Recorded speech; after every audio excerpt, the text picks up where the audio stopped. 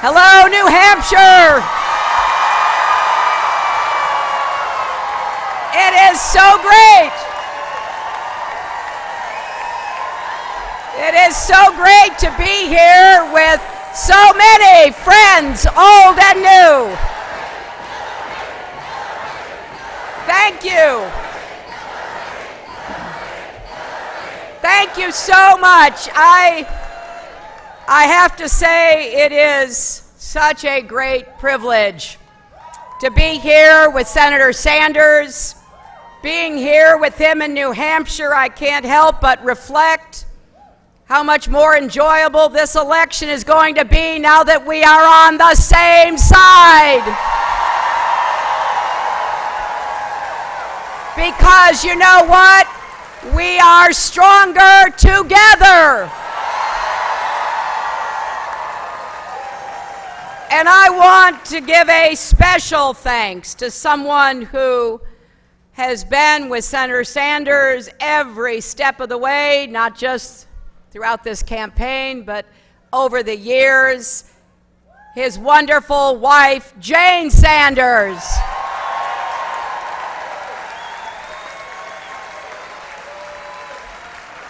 And also, I've had the pleasure of meeting his son, Levy Sanders. Thank you. I also appreciate greatly having the opportunity for all of us to hear from the speakers beforehand. Governor Maggie Hassan, the next senator from the state of New Hampshire. Senator Jeanne Shaheen, who is doing a tremendous job for you. And we are delighted to have heard from and have with us Bill McKibben and Jim Dean.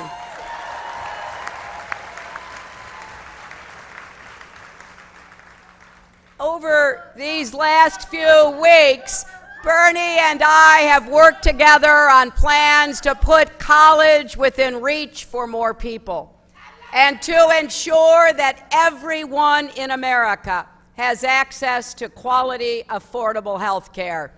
And now, with your help, we are joining forces to defeat Donald Trump, win in November, and yes, together, build a future we can all believe in.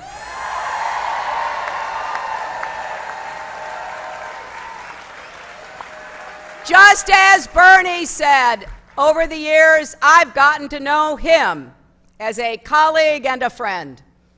His reputation for passionate advocacy hasn't always made him the most popular person in Washington.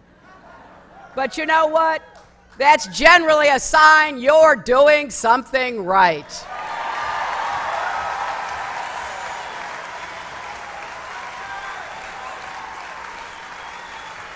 And throughout this campaign, Senator Sanders has brought people off the sidelines and into the political process.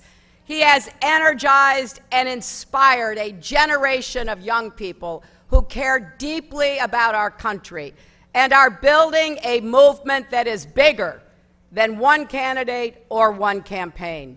So thank you, Bernie, for your endorsement, but more than that,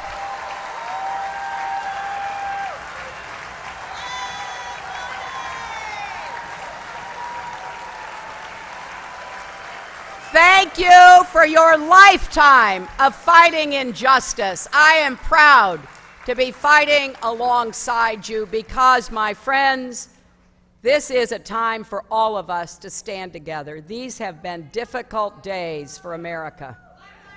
Yes, they do.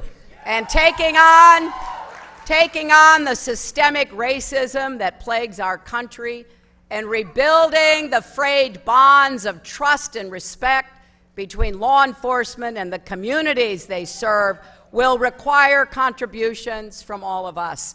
And we have to begin by starting to listen to each other. And more than that, we then have to come together to do something that will help us fix these problems and heal these wounds. We have to reform our broken criminal justice system, take back our democracy from the wealthy special interests, and make our economy work for everyone, not just those at the top.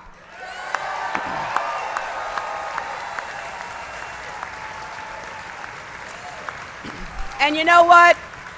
We have to do all these things at the same time. That's why throughout this campaign, we've been calling for eliminating racial profiling and disparities in sentencing, ending the era of mass incarceration, dismantling the school-to-prison pipeline, providing more employment opportunities for formerly incarcerated people. In addition to that, I am proposing 2 new steps that get law enforcement the support they need while also stopping the tragedy of black men and women and black children being killed in police incidents.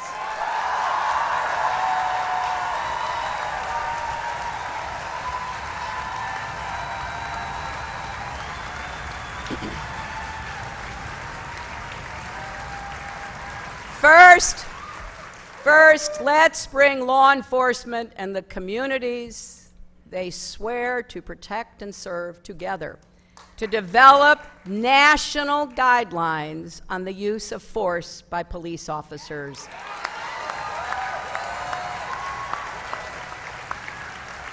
And second, let's provide better training on implicit bias.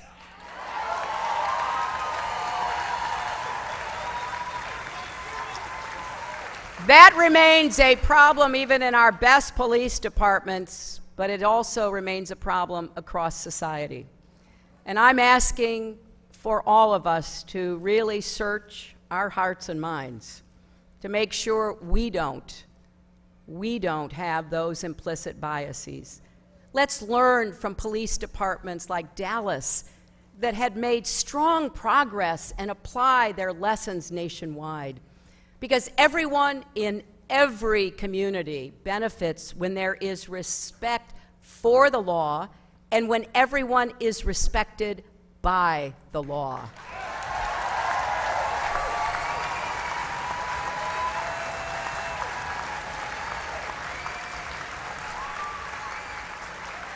Remember, when gunfire broke out in Dallas, the peaceful protesters and the crowds that had gathered to support them ran to safety, while the police officers, who just minutes before had been talking with and taking pictures with and protecting the protesters, the police officers ran the other way.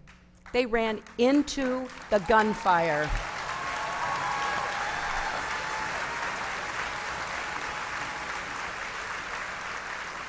That's the kind of courage and dedication our police and first responders show every single day. So yes, let's take real, meaningful action to end the epidemic of gun violence in America.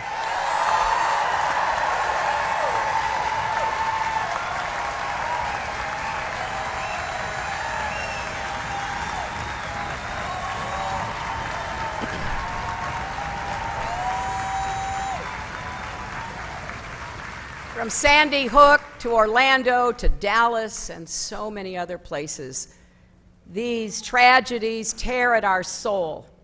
And so do the incidents that don't even dominate the headlines.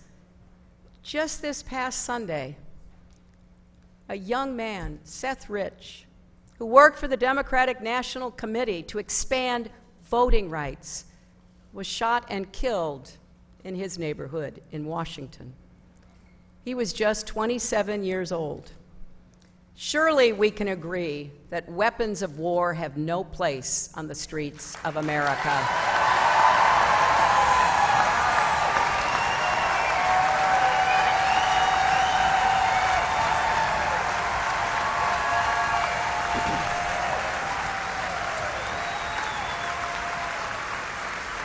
Our police and first responders should never have to face a madman, a racist, a person filled with hatred, with an assault weapon.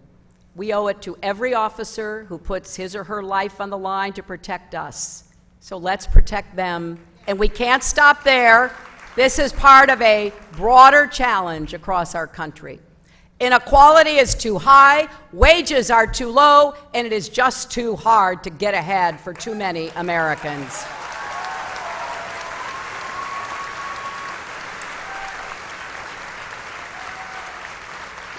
We need an economy that works for everyone, not just those at the top, not just the millionaires and billionaires, but everybody. And to do that, we need to go big and we need to go bold. This isn't a time for half measures.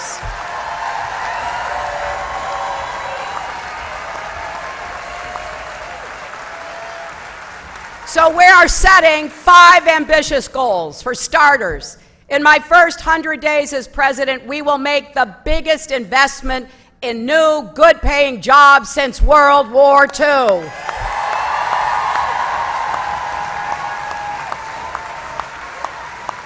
More jobs here in New Hampshire and across our country, especially in places that have been left out and left behind. In communities of color, in coal country, Indian country, everywhere where a person deserves the same shot at the American dream as anybody else in our country.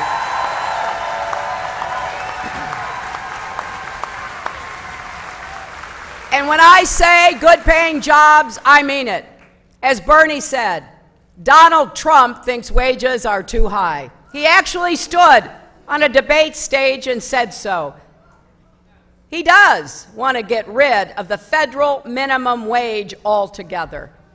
Well, both Senator Sanders and I believe anyone who is willing to work hard should be able to find a job that pays well enough to support a family, and Bernie is right. $7.25 an hour is a starvation wage.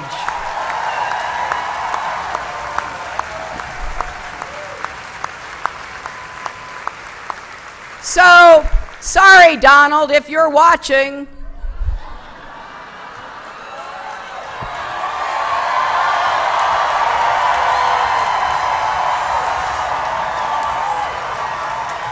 We're not cutting the minimum wage, we're raising the minimum wage.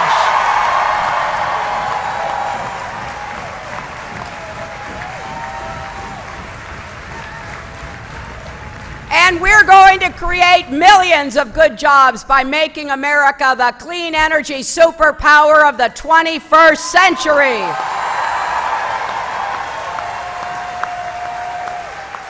As Bernie reminds us so powerfully, we owe it to future generations to work together to combat climate change. And we're going to do it. We've got the intelligence, we've got the innovation, we're going to roll up our sleeves and demonstrate to the world what America is made of. We're going to have that clean energy economy, and we're going to make it work for everybody.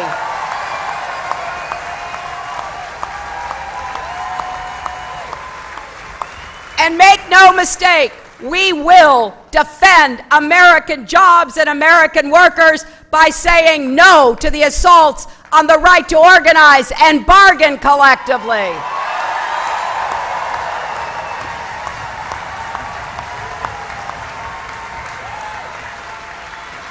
And we're going to say no to attacks on working families and no to bad trade deals and unfair trade practices, including the Trans-Pacific Partnership.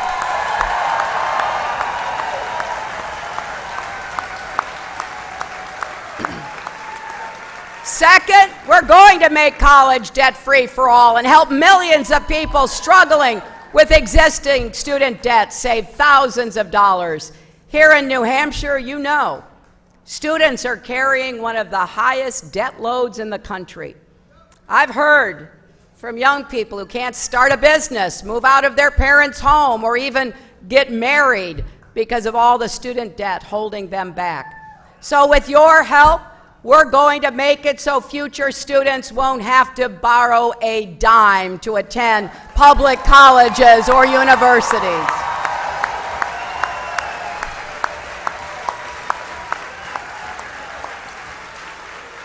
Thanks to the new proposal Senator Sanders and I worked on together, for families making less than $125,000 a year, we will eliminate tuition at those schools altogether.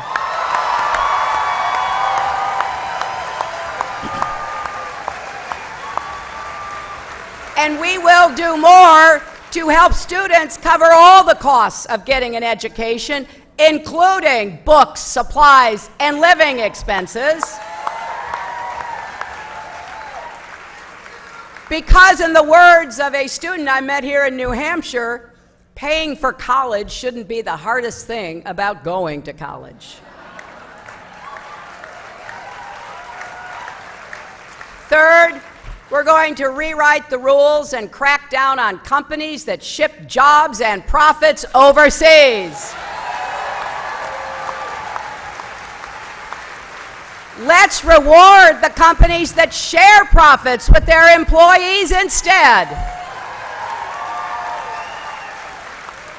And we will defend and strengthen the tough reforms President Obama put in place on the financial industry, not let Donald Trump tear them up, because we do need to make sure Wall Street can never wreck Main Street again.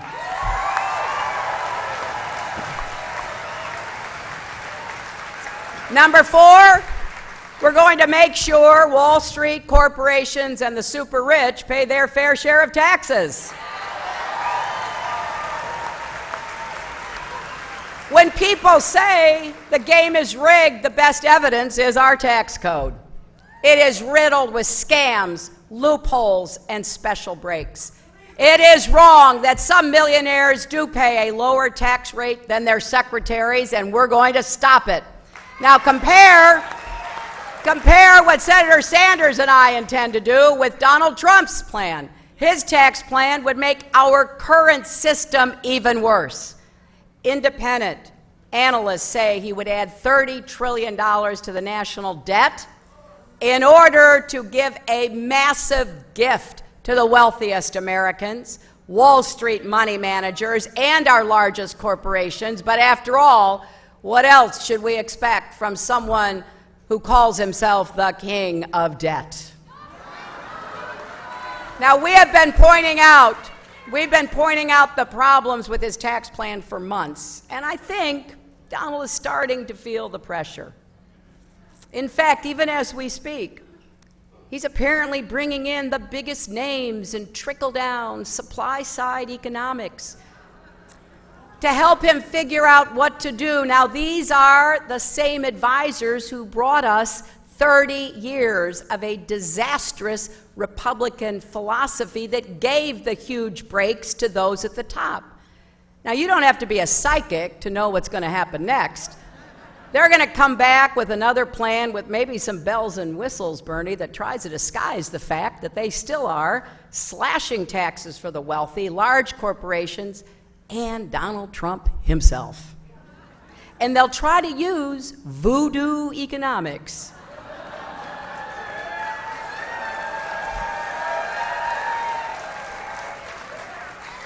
to tell us all the ways it will actually help the economy.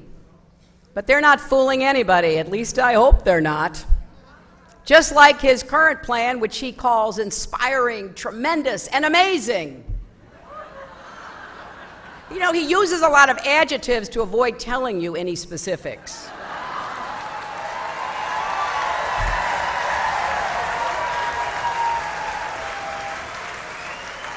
Here's what we know for sure. Whatever he comes out with next is going to give huge tax cuts to the corporations and the rich at the expense of the middle class. Now, there's that old saying, you've heard it. I used to hear it a lot in Arkansas. You can put lipstick on a pig, but it's still a pig.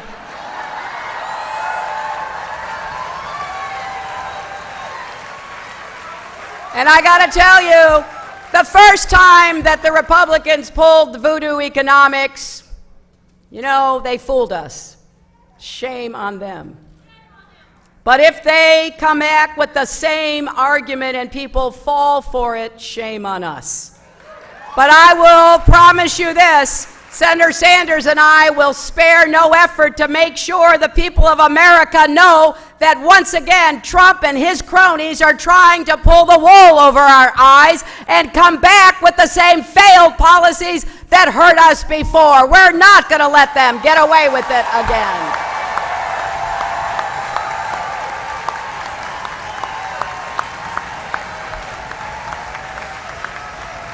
And finally, our fifth goal is we're going to step up and respond to the way American families actually live and work in the 21st century.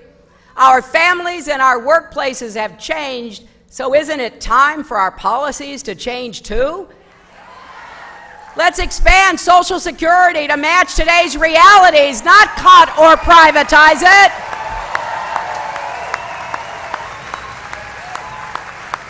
Let's join the rest of the developed world and offer paid family leave.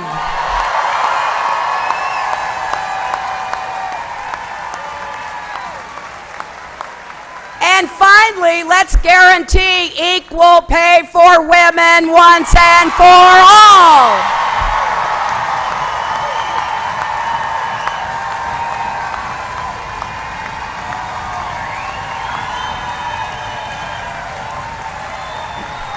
Now,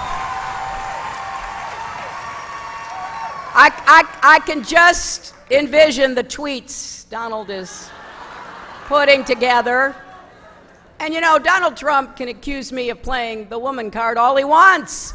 If fighting for equal pay and paid family leave is playing the woman card, then deal me in.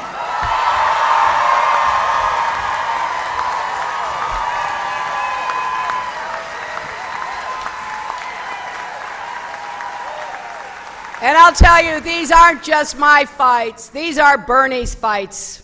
These are America's fights. And I feel with all my being, these are fights we have to wage and win together.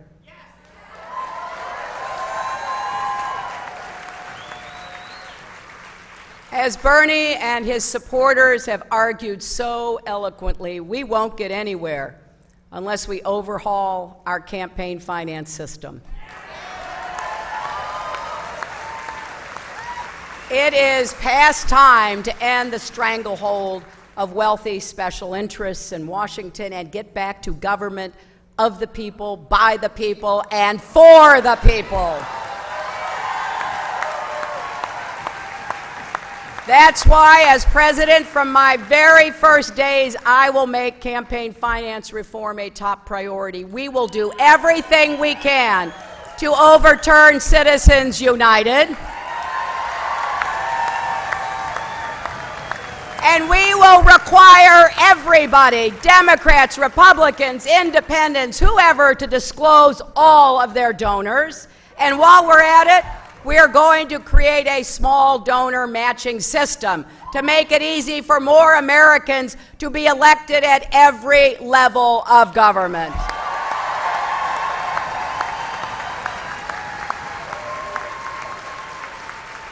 Because just like Bernie, I have met so many impressive people here in New Hampshire and across America with great ideas for our country. I want to see you run for office and win. And here's another radical idea. Let's make it easier to vote, not harder.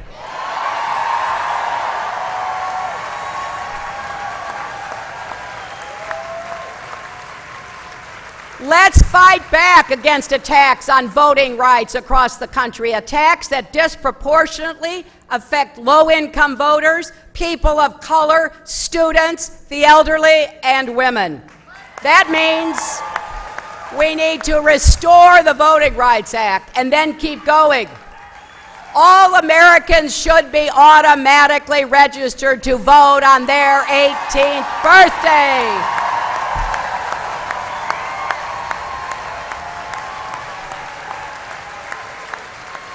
Every state should have at least 20 days of in-person voting, and no one in America should ever have to wait more than 30 minutes to cast their ballot.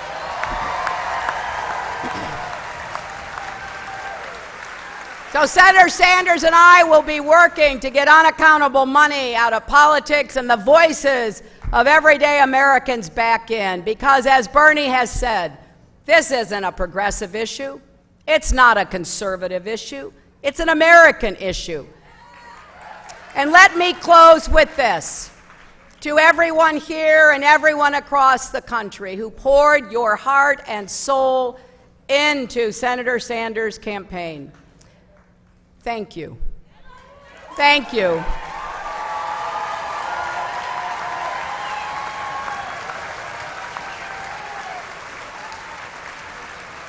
I was proud of the campaign we ran. It was a campaign about issues, not insults. And our country desperately needs your voices and involvement. And so does this campaign, and so does the Democratic Party, because you know what? We need to take back the Senate and take back the House and make sure we have Democratic governors and Democratic state legislators. Let's open the doors to everyone who shares our progressive values. This is one of the most important elections in our lifetimes. So I'm asking you to stand with us. And then I'm asking you to keep working in the weeks, months, and yes, years ahead. You will always have a seat at the table when I am in the White House.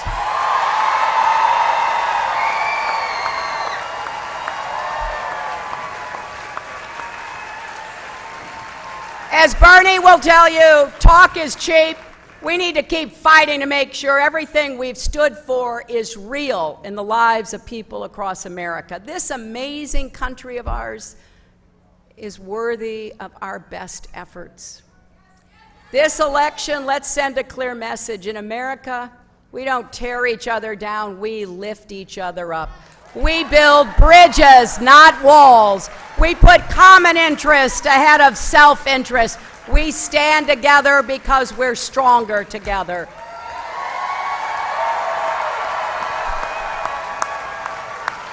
So I need your help. Please join this campaign. Make it your own. You can take out your phone right now and text JOIN, J-O-I-N, 47246, or go to HillaryClinton.com. We accept $20, $27 donations too, you know.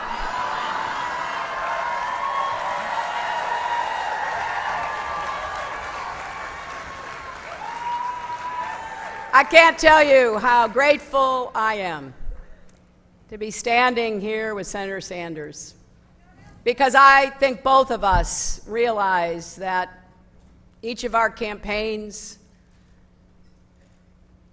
together represent the best of who we are. And now it is time for us to take that message to the rest of the country. I am fully aware that the other side will do everything possible to distort, to disinform, and we can't let that happen. We have to be standing up and fighting for the America that we know we can create together. I am confident and optimistic about our future, particularly when it comes to young people. I think America's best years are still ahead of us. So join with us. Let's make this happen together and win the election. Thank you very much.